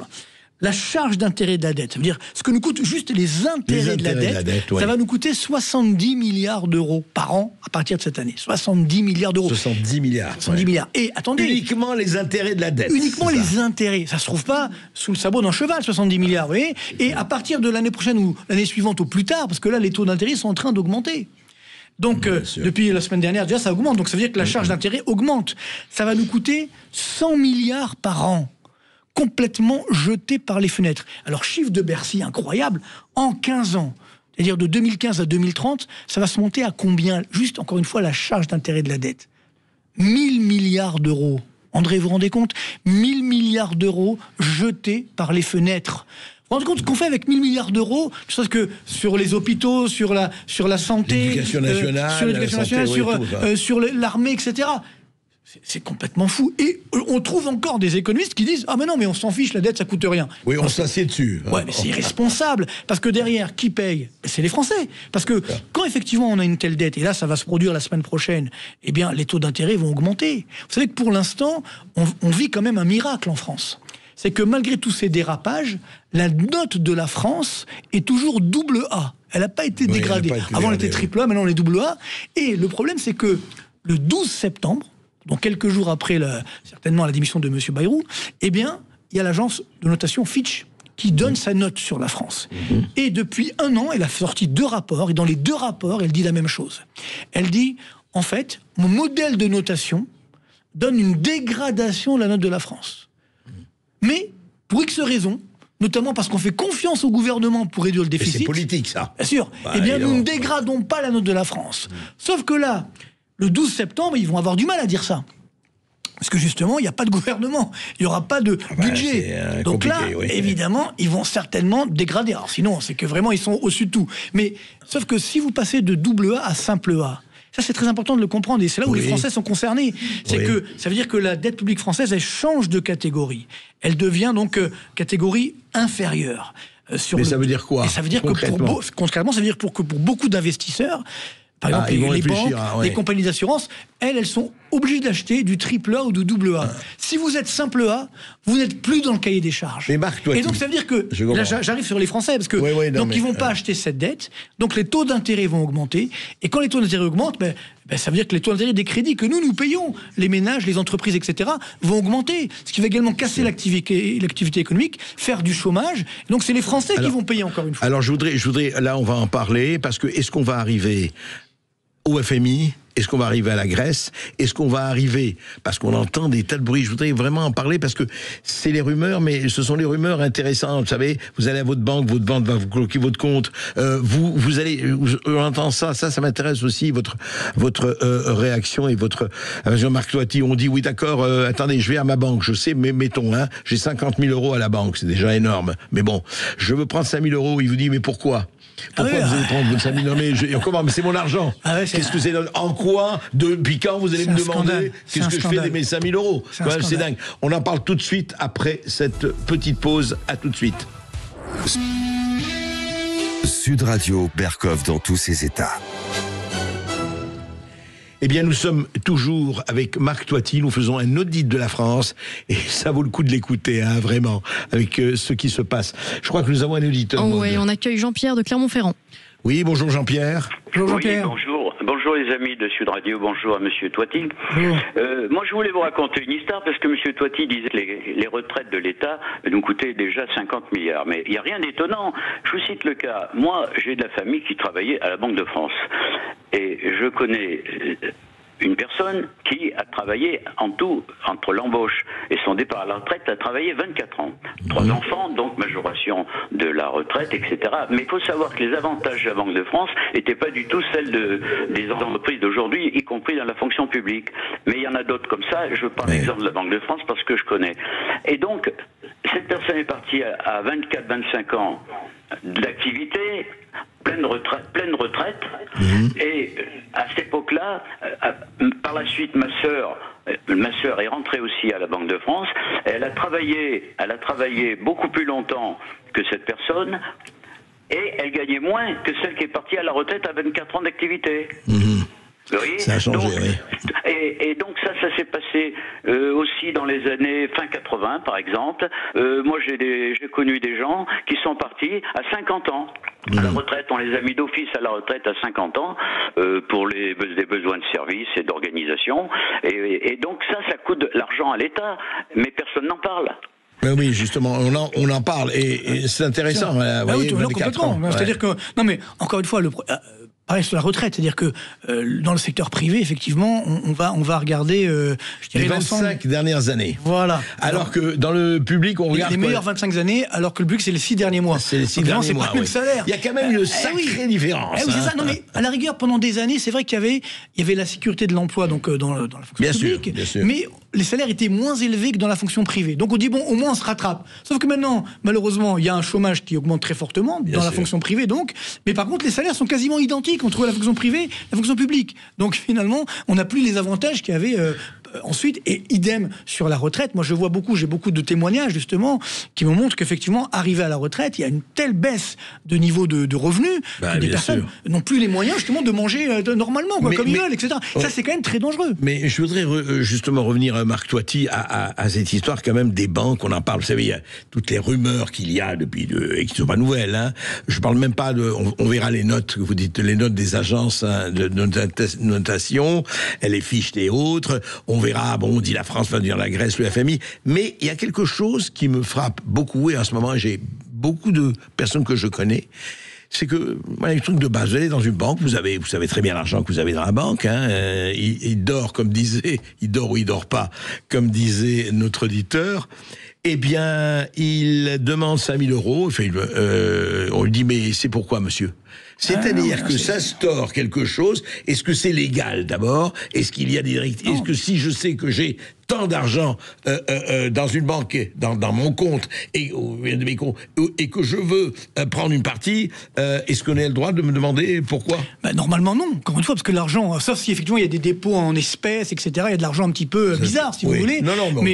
Mais on en est effectivement très très loin. Donc les banques, effectivement, certaines du moins, n'ont pas à faire ça, surtout si c'est des personnes qui sont au-dessus de tout soupçon. Donc voilà, et ça qui est fou, c'est qu'on va embêter des gens honnêtes, puis par contre, toute l'économie parallèle, toute l'économie de la drogue, de la mafia, on les laisse tranquilles. C'est ce que je veux dire. C'est incroyable. C'est vrai. Alors, les 3 milliards de chiffre d'affaires de la drogue en France, quoi. 3 milliards. Non, ou même plus. On est même plutôt à 8 milliards, voire 10 milliards. C'est ce que je veux dire. Donc c'est quand même assez incroyable. Donc ça qui est quand même dangereux. Mais, bon, qu'on est en train de parler des banques, je vais vous raconter ce qui m'est arrivé, qui est incroyable. Parce que justement, bon, j'en parle un petit peu, que je subis des pressions, etc. Il y a quelques mois, je ne donnerai pas le nom, mais je suis à une grande banque française. Dont ça fait vous 40 ans que je suis là-bas. C'était ma première banque, j'avais 15 ans, j'ai ouvert un compte là-bas, si vous voulez. D'accord. Et donc, bon, tout allait bien, j'ai jamais eu aucun découvert. D'ailleurs, j'ai jamais fait un crédit dans cette banque. Bref, j'ai ma société, j'ai mon compte personnel, celui de mes enfants, etc. Bref. Il m'appelle donc il y a quelques mois, le patron de la banque privée, il me dit, voilà, écoutez Marc, on est désolé, mais notre banque ne veut plus travailler avec vous. Je dis, ah bon, mais pour quelle raison? Pour quelle raison? Parce qu'il faut peut-être une raison. Et ça, j'ai découvert, bien, on apprend tous les jours, en me disant qu'effectivement, eh bien, la banque n'a pas à se justifier pour fermer des comptes. Ah oui, voilà. Elle peut le fermer arbitrairement. Sans aucune raison. Parce qu'à l'arrière, effectivement, s'il y a des trafics d'argent, s'il y a de l'argent sale, ou si vous avez mal parlé au chargé clientèle, mais ce qui n'est pas du tout mon cas, parce qu'il y avait même de l'argent qui dormait, donc ils ont préféré... Alors qu'est-ce qui s'est passé? Vous êtes français, vous êtes allé le voir quand même? En fait, globalement, évidemment, heureusement qu'il y a d'autres banques en France, donc j'ai changé de banque, si vous voulez, mais ils m'ont tout fermé. Mon compte privé, mon compte de ma boîte, celui de mes enfants. Attendez, dans quel pays vit-on? Et je me suis renseigné, effectivement, parce que j'ai des amis qui travaillent dans cette banque, et donc ça vient de la direction générale. Donc c'est politique, soyons clairs, par rapport à vos déclarations. J'imagine, bien entendu. Qu'est-ce que j'ai fait de mal? Il n'y a aucune justification pour faire ça. Donc c'est ça qui devient très dangereux en France. C'est-à-dire que le fait de faire ce que nous faisons aujourd'hui, là, de dire la vérité, de dire les choses, simplement. Dire les choses. Eh bien, voilà, c'est ce que disait Orwell, dans un moment de supercherie universelle, dire la vérité devient un acte révolutionnaire. Absolument. Et donc moi, si vous voulez, moi je suis tombé. Genre, même encore aujourd'hui, vous voyez, j'en parle, je ne voulais pas en parler, mais bon, voilà, parce que pour vous, André, je vous en parle. Je me dis, c'est quand même incroyable. Nous sommes en France. Regardez, parce que comme ils savent qu'ils ne peuvent pas m'embêter, ils ne peuvent pas me faire grand-chose, évidemment. Donc voilà où on en est aujourd'hui. Et alors, c'est pas fini. Maintenant, j'ai même 2 contrôles fiscaux. Un personnel, un sur ma boîte. Là aussi, j'ai rien à me reprocher. Mais voilà, on fait en sorte de vous mettre des bâtons dans les roues parce que vous dites la vérité. C'est extrêmement... Je ne pensais pas le dire, vous voyez. Donc voilà, je le dis. Mais voilà où nous en sommes aujourd'hui. Et pour tout vous dire, j'ai fait une émission la semaine dernière, un de vos concurrents, mais néanmoins amis. Je lui ai raconté l'histoire. Un présentateur connu, aussi connu que vous. Il m'a dit qu'il y a eu la même chose. Il a fait une interview, bref, d'une personnalité française. Donc ça s'est mal placé. 5 jours plus tard, contrôle fiscal. C'est quoi? C'est-à-dire, et encore une fois, quand on voit, moi je reçois des messages tous les jours de chefs d'entreprise qui me disent, je mets la clé sous la porte, je ferme parce que j'ai eu un contrôle URSSAF qui s'est mal passé, il n'avait rien fait de mal, mais il avait fait des petits oublis, etc. Et on le ferme. Il a fermé sa boîte. Et il y en a plein de cas comme ça. Et puis les voyous, les trafiquants de drogue, on les laisse prospérer. Attendez, c'est quoi cette société? Donc, c'est ça. Il faut arrêter. Moi, c'est là où on arrive au cœur du problème, c'est ces 2 poids 2 mesures érigés en institution. Mais bien sûr, mais moi, je viens des cités HLM d'Orly. J'ai eu la chance de m'en sortir. Qu'est-ce qu'on veut? On veut me remettre. Vous voyez, mais comme je dis la vérité, alors ça plaît pas. Vous voyez, c'est quand même assez incroyable. Et c'est aussi bon signe, parce que ça veut dire qu'on est dans la vérité. C'est-à-dire qu'on dérange, entre guillemets. En tout cas, et qu'on en parle et qu'on peut dévoiler. Bien sûr, mais moi, ce que je veux dire, c'est que je reste quand même optimiste. Je pense qu'on peut encore sauver la France. Par contre, il faut être clair. On ne résoudra pas les problèmes par ceux qui les ont créés. Albert Einstein. Exactement. Donc voilà, on a les mêmes références, André. Et vous savez que c'était un écrivain que j'aime beaucoup, Guy Debord, qui disait, et c'est vraiment ça par rapport à ce que disait Orwell, mais dans un monde inversé, le vrai n'est plus qu'un moment du faux. Ah oui, c'est exactement ça. C'est-à-dire un monde à l'envers. C'est un segment de vérité, oui, mais comme tout le reste est faux, ça passe, c'est compliqué. Non, mais c'est vrai que c'est triste aussi parce qu'on aime notre pays, il faut être honnête, on aime la France. Donc on se dit, moi j'ai rien fait de mal, parce que je veux dire, moi ce que je veux c'est faire avancer les choses, c'est faire en sorte qu'on prenne enfin les bonnes choses. Moi ça fait 30 ans, j'ai 30 ans de métier, c'est ça qui les dérange, parce que bon, à l'arrière, quelqu'un qui sort comme ça, qui dit des bêtises, moi tout ce que j'évoque, c'est sourcé, c'est les chiffres de l'INSEE, de la Banque de France, etc. Ça fait 30 ans de métier, j'ai pas changé, on se connaît en André depuis peut-être pas loin de 30 ans certainement. Donc voilà, j'ai toujours été constant, c'est-à-dire, moi mon but c'est de démocratiser l'économie, de développer la culture économique des Français. Oui, mais ça... Et le simple fait de faire ça, ça déplaît. Mais attendez, c'est quand même... Oui, mais c'est là où vous débouchez, et que vous ne le vouliez ou pas, mais je sais que vous Marc Toiti, vous savez très bien, c'est que l'économie ne peut pas être séparée de la politique. Ah oui, mais justement. L'économie, non, je veux dire, elle devrait, enfin, les gens devraient être, je dirais, objectifs, responsables et ne pas tenir compte de tel ou tel courant et opposition. Mais quand on revient et qu'on dit, par exemple, alors moi je voudrais, ça va, aujourd'hui, Pourquoi, par exemple, soyons extrêmement clairs, est-ce que l'Italie s'en sort mieux que la France, et pourquoi? C'est très simple. Ils Prenons ont pris le taureau par les cornes. Alors déjà, l'Italie était jetée aux orties, vous vous souvenez, encore quelques temps. L'Italie, c'était la poubelle, ou presque. Et simplement, à un moment, ils ont dit, bon, on ne peut plus continuer comme ça, donc on va réduire effectivement les dépenses, notamment les dépenses de fonctionnement. Et ça fonctionne. On va réduire les dépenses qui ne servent à rien, et ça fonctionne. Et maintenant, cette année, ils vont baisser les impôts de 30 milliards d'euros.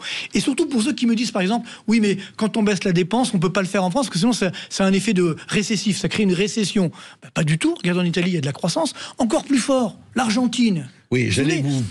l'Argentine ça m'amuse, parce que avant que Milei soit élu, certains économistes dans le monde avaient fait une pétition, y compris un économiste français qui s'appelle Piketty, qui est économiste de salon comme ça, qui eux ils disent qu'il faut encore augmenter les dépenses, il faut encore augmenter la dette, ça coûte rien. Bon, je sais pas comment, ils peuvent dire des trucs pareils, mais bon, admettons, il avait signé avec d'autres, ils étaient 100 quand même.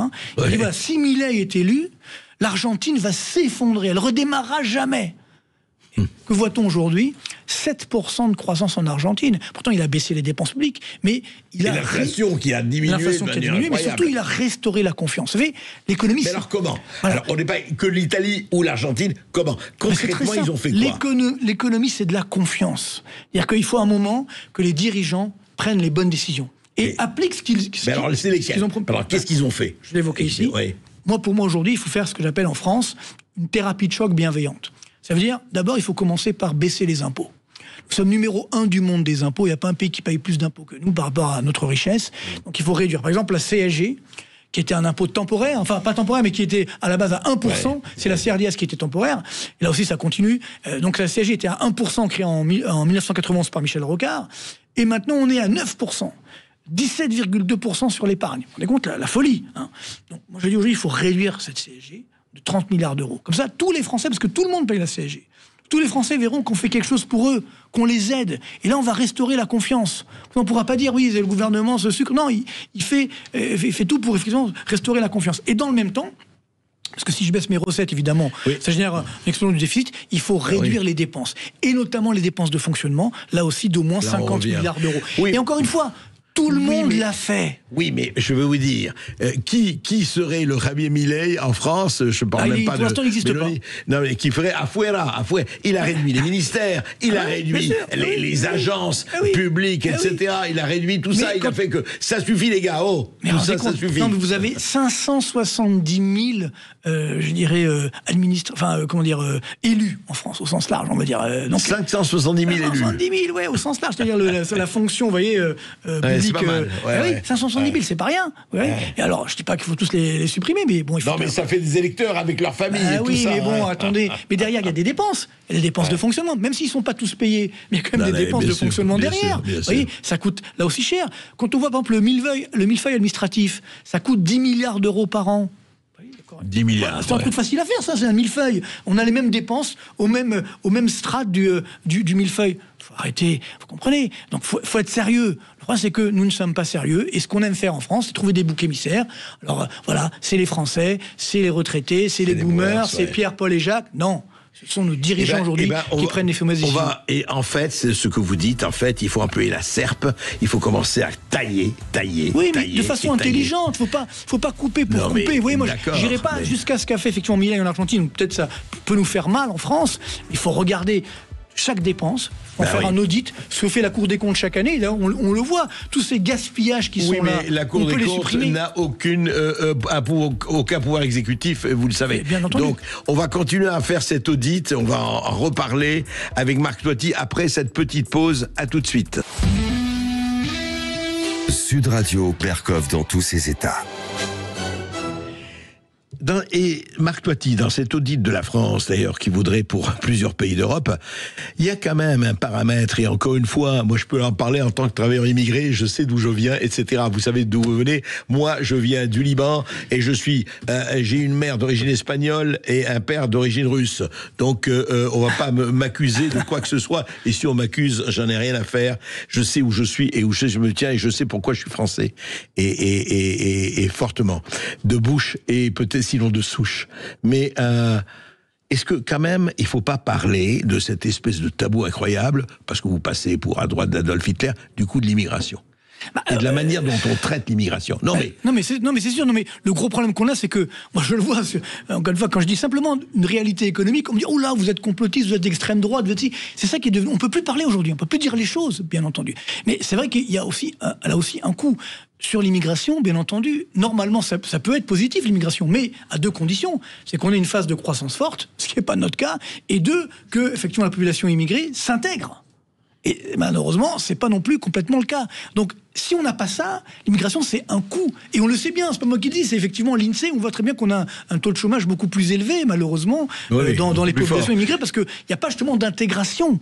Donc, c'est ça qui est très... Et par contre, effectivement, il y a toutes ces aides. Là aussi, on n'a pas le droit de regarder, parce qu'on n'a pas le détail. Et qui se chiffrent par milliards. Évidemment. Donc, alors, je dis pas qu'il faut tout arrêter, bien entendu. Il faut regarder... Mais vive l'immigration légale, mais pas l'immigration illégale et clandestine. L'immigration légale, et puis également, moi, j'irais même vers une immigration choisie, parce qu'effectivement, dans certains secteurs, on a peut-être besoin de personnel, etc. Mais aujourd'hui, le drame, c'est que, voilà, il y a malheureusement des personnes qui ont cotisé toute leur vie, et qui ont une retraite misérable et qui dorment dans leur voiture, et puis malheureusement, il y en a d'autres qui viennent d'arriver, puis qui sont bien choyés, par exemple. Mais toujours est-il que, et ça passe plus, parce que avant, on ne le savait pas. Maintenant, avec les réseaux sociaux, tout se sait, malheureusement. On peut plus voiler ou masquer la réalité. Et donc, et moi, justement, pour éviter justement le racisme, etc., il faut dire les choses. Pour moi, le racisme, justement, c'est de dire parce que tu es de telle ou telle origine, alors on te laisse tranquille. Ben non, si, effectivement, il y a des ça, c'est abus. le racisme à l'envers. C'est le racisme à l'envers, mais c'est du racisme. Bien moi, encore une fois, je viens des cités HLM d'Orly. Moi, mes parents étaient des pieds noirs d'Algérie, mais moi, je remonte, mes origines françaises remontent même jusqu'à la Révolution française, donc pour vous dire, dans ma famille en tout cas, donc il n'y a pas de problème. Mais ce que je veux dire par là, c'est que dans les cités HLM, il y avait toutes les origines qui étaient là. Mais ça marchait pourquoi ? Parce qu'on avait cette volonté de nous en sortir, on voulait sortir par le haut, et puis il y avait un respect. Il y avait un respect de la France, un respect des autorités, qu'il n'y a plus aujourd'hui. C'est ça qui est très dangereux, parce que d'un point de vue social, sociétal, moi je vais beaucoup, par exemple, dans les villes de province, je suis stupéfait de voir comment ça se délite. Je me rappelle Nantes, par exemple, une ville que j'aime beaucoup, qui était la ville du bien vivre en France il y a quelques années, vous vous souvenez ? Bien sûr. Aujourd'hui, vous allez, c'est le jour... Le centre-ville et compagnie, oui. Je suis arrivé à la gare après ma conférence, je dormais à l'hôtel de la gare, bref, je suis arrivé, j'avais peur. Et pourtant, je viens des cités HLM, donc je suis habitué. Vous voyez ? Mais non, donc attendez... C'est ça qui est très dangereux aujourd'hui. Il faut rétablir une stabilité sociale et sociale, et surtout une sécurité. On parlait tout à l'heure de l'Argentine, où il y avait évidemment beaucoup de corruption, beaucoup de mafia, beaucoup de meurtres, etc. Bien sûr. Maintenant, l'Argentine est devenue le pays le plus sûr d'Amérique latine. Bon. Comme le Salvador, faut le dire. C'est ça, mais on n'aime pas Bukele, mais le Salvador... Non, mais c'est-à-dire, encore une fois, à un moment, il faut tolérance zéro. C'est-à-dire qu'il faut bien faire comprendre, justement, à tous les types de trafic, de violence, etc., que ce n'est pas tolérable en France. Et pour ça, on a besoin, effectivement, d'un chef. On a besoin d'une direction. Effectivement, si au sommet de l'État, on laisse faire, je parle même pas des actes antisémites qui explosent. La semaine dernière, je faisais une émission, justement... sur CNews, on ne peut pas la nommer. Et bon, je parlais d'économie, puis après, il y avait un reportage justement sur... il y avait un jeune qui a été effectivement agressé à Lyon, et la responsable, donc une dame juive de Lyon, disait nous, aujourd'hui, on fait attention quand on sort, on regarde derrière nous, s'il n'y a personne derrière. Attendez, mais c'est horrible. C'est quoi ? C'est la Seconde Guerre mondiale ? Non, mais c'est incroyable d'en arriver là en 2025 en France. Vous comprenez ? Donc, c'est là où aujourd'hui, il faut repenser complètement notre société. Il faut un vrai électrochoc. Que ce soit d'un point de vue économique. Et après, tout est lié, parce que si l'économie va mieux, si vous avez de la croissance, si le chômage baisse, vous pouvez effectivement rassurer, vous pouvez restaurer une certaine cohésion. Et là, aujourd'hui, moi, ce qui m'inquiète, c'est que dans une société qui se délite avec presque de la violence... Oui. Quand on monte du doigt certaines catégories de la population, c'est très dangereux. Non, mais le pire que ça, vous savez, vous parlez de communauté juive, etc., et les églises incendiées, et les actes antichrétiens. Il y a aujourd'hui la communauté la plus poursuivie, c'est les chrétiens dans le monde. Vraiment, c'est quand vous voyez ce qui se passe un peu partout. Donc, il y a quand même un problème, et là on revient, et c'est vrai pour l'économie comme c'est vrai pour la société. Marc, je voudrais qu'on finisse là-dessus. Est-ce qu'une société sans sanction peut tenir? Non. Non, mais c'est pourquoi c'est triste à dire. Mais il faut une sanction pour la France, parce que le problème c'est que comme il n'y a pas de sanction, on fait n'importe quoi. Et c'est vrai que le fait justement d'avoir l'euro, la protection de la Banque Centrale Européenne qui a fait la planche à billets, etc., on s'est dit, bon, c'est l'argent magique, vous vous souvenez, donc il peut rien nous arriver. Maintenant, de temps en temps, il faut une sanction pour qu'on comprenne. Et le problème c'est que, encore une fois, la France, c'est pas la Grèce. C'est-à-dire que la Grèce, c'était 350 milliards d'euros. Nous, c'est 3500 milliards. Oui, c'est dingue. Quand tu vas avoir une crise financière... C'est 10 fois la dette de la Grèce. De l'époque. Donc, quand tu vas avoir une crise, effectivement, financière en France, là, ça sera à l'échelle de l'ensemble de la zone euro. Donc, il y aura des vraies conséquences. Et qui va payer à la fin? Comme les taux d'intérêt vont augmenter, c'est évidemment les Français qui vont payer. Donc, c'est là où je dis aujourd'hui, il faut que nous ayons des responsables, je parle comme son nom l'indique, c'est-à-dire qui soient sérieux et qui prennent les bonnes mesures. Moi, ça qui m'inquiète, c'est le déni de réalité. On est en plein déni d'un point de vue économique, social, sociétal, sécuritaire. Donc, c'est ce qui fait qu'on ne peut pas prendre les bonnes décisions, parce que vous ne regardez même pas la réalité en face. Je ferai un mauvais jeu de mots, mais comme on fait son déni, on se couche. Et ce n'est pas ça qu'il faudrait faire. Et je finis là-dessus. J'ai encore une minute, monsieur le réalisateur. Juste une minute. Non, ce que j'adore, c'est que quand même, on est fabuleux. C'est que Trump a dit, voilà, moi, je subventionne plus la guerre en Ukraine. En revanche, si vous voulez des armes, je vous les vends. Et avec supplément. Et nous, on dit oui, monsieur Trump. C'est quand même beau. Hein. C'est business first, comme le font les Américains. Mais je pense que le vrai enjeu, encore une fois, c'est de prendre les bonnes mesures et de rassurer les Français, parce que là on est en train malheureusement de créer une société extrêmement dangereuse. On va vivre des semaines très compliquées, mais je reste optimiste quand même. Je pense qu'une fois qu'on aura touché le fond de la piscine, on pourra redémarrer. Eh bien écoutez, on attend le fond de la piscine. Voilà. Merci Marc. Avec plaisir.